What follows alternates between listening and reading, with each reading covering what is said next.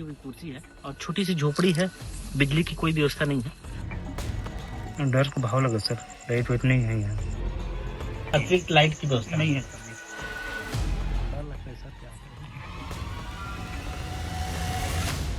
विस्तार न्यूज की टीम रात के अंधेरे में गरियाबंद में उड़ीसा से आने वाली धान को रोकने के लिए बनाए गए चेक पोस्ट का रियलिटी चेक करने के लिए निकली। जब हमने पड़ताल की तो ये कवायद पूरी तरह से फेल नजर आई। चेक पोस्ट के नाम पर सिर्फ झोपड़ियां दिखीं, जिनमें सुविधा के कोई इंतजाम नहीं थे। कहीं होमगार्ड का जवान अकेली ही मोबाइल की रोशनी में ड्यूटी करता मिला, तो कहीं पूरी चेक पोस्ट ही खाली थी। जो स्थानीय कर्मचारी तैनात किए गए हैं, उनका कहीं कोई अता पता नहीं। छत्तीसगढ़ में धान खरीदी चल रही है।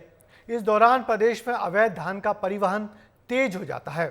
मध्य प्रदेश के साथ ही पड़ोसी राज्य ओडिशा से भी बड़ी मात्रा में छत्तीसगढ़ में धान लाई जाती है।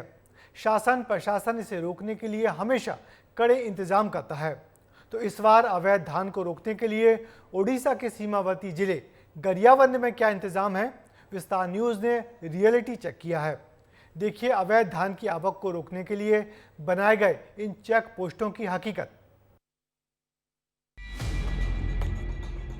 टूटी हुई कुर्सी है और छोटी सी झोपड़ी है। बिजली की कोई व्यवस्था नहीं है। डर का भाव लगा सर, लाइट वेट नहीं है यहाँ। अतिरिक्त लाइट की व्यवस्था नहीं है सर, डर लगता है सर क्या करें। विस्तार न्यूज की टीम रात के अंधेरे में गरियाबंद में उड़ीसा से आने वाली धान को रोकने के लिए बनाए गए चेक पोस्ट का रियलिटी चेक करने के लिए निकली। जब हमने पड़ताल की तो ये कवायद पूरी तरह से फेल नजर आई। चेक पोस्ट के नाम पर सिर्फ झोपड़ियां दिखीं, जिनमें सुविधा के कोई इंतजाम नहीं थे।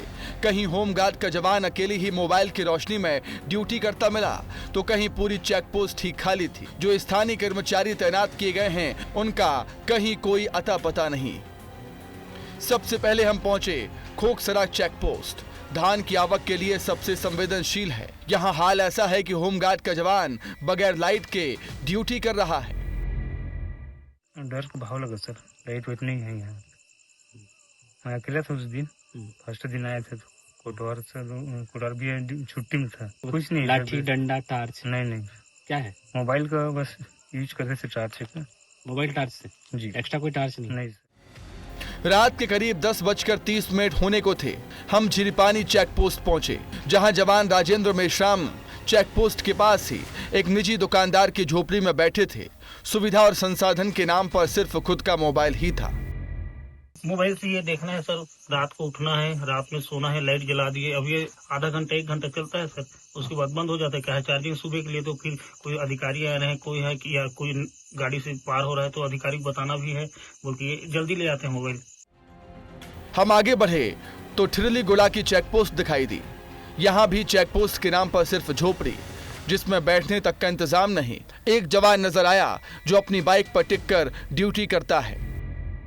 और बाकी जिनकी और भी ड्यूटी जो कागजों में लगाई गई है, बाकी स्थानीय कर्मी कोई नहीं है। इस समय केवल एक जवान है। आप अकेले क्या कर रहे हैं यहाँ पे? सर यहाँ पे रुका है, रुके हैं। पूरा अंधेरा अंधेरा लग रहा है क्या? पूरा अंधेरा, लाइट वाइट का कोई व्यवस्था नहीं। लाइट नहीं।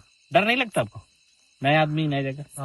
डर लगता है सर, क्या करेंगे। तो यहाँ पे और बाकी उठने बैठने की व्यवस्था नहीं रखा सर, वो तो कोटवार आए थे उस दिन, तो वो चले गए।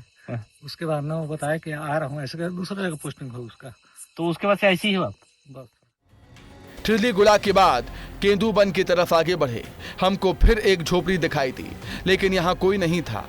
हमने व्यवस्था देखी तो टूटी कुर्सी और घास फूस का बिस्तर ही दिखा, जबकि हर चेक पोस्ट पर 6 कर्मचारियों की ड्यूटी लगाई गई है। इस वक्त हम पहुंचे हैं केंदूबन, जो कि उड़ीसा सीमा को जोड़ने वाला ये चेक पोस्ट है। केंदूबन में पहुंचे हैं। जैसे झोपड़ी हम आपको पहले दिखाए थे, सेम वही झोपड़ी का नजारा है। अंतर यहाँ है कि यहाँ भी सुविधा नहीं होने के कारण यहाँ पे ड्यूटी करने वाले नदारत हो गए हैं। स्वाभाविक सी बात है कि अगर उन्हें सुविधा ना मिला और सुविधा ना मिलने की वजह से इस तरह से वो देखिए अंदर आके देखते हैं। ये आप देखिए, यहाँ पे देख सकते हैं कि झोपड़ी है। यहाँ पे बैठने के लिए ये कुर्सी भी नहीं है, टूटी हुई कुर्सी है और छोटी सी झोपड़ी है। बिजली की कोई व्यवस्था नहीं है और यही वजह होगा कि कहीं अपने सुरक्षित ठिकाने पे यहाँ के जो जवान यहाँ पे जिनकी ड्यूटी लगी है वो चले गए होंगे।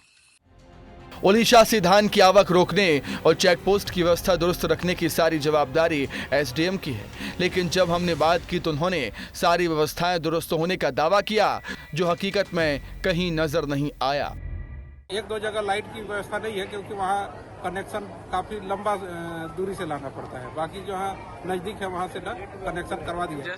अब सवाल यही है कि क्या ऐसे में अवैध धान की आवक को रोका जा सकता है? क्या सिर्फ मोबाइल की रोशनी में अवैध धान को पकड़ सकते हैं? क्या स्थानीय कर्मचारियों की गैर मौजूदगी पर कोई कार्रवाई होगी, या फिर असुविधाओं के बीच रात के अंधेरे में जंगली जानवरों के डर के साए में कर्मचारी ड्यूटी अच्छे से निभा पाएंगे? क्योंकि विस्तार न्यूज की पड़ताल में तो चेक पोस्ट के हाल बेहाल नजर आए हैं। विस्तार न्यूज के लिए पुरुषोत्तम पात्र की रिपोर्ट।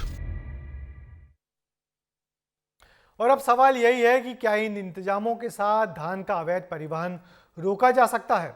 संभावना तो बहुत कम है, क्योंकि ना तो जवानों के पास कोई सुरक्षा के इंतजाम है और ना ही सभी कर्मचारी ड्यूटी पर तैनात मिलते हैं। चेक पोस्ट अंधेरे के हवाले हैं तो फिर क्या सिर्फ मोबाइल की टार्च ही काफ़ी है?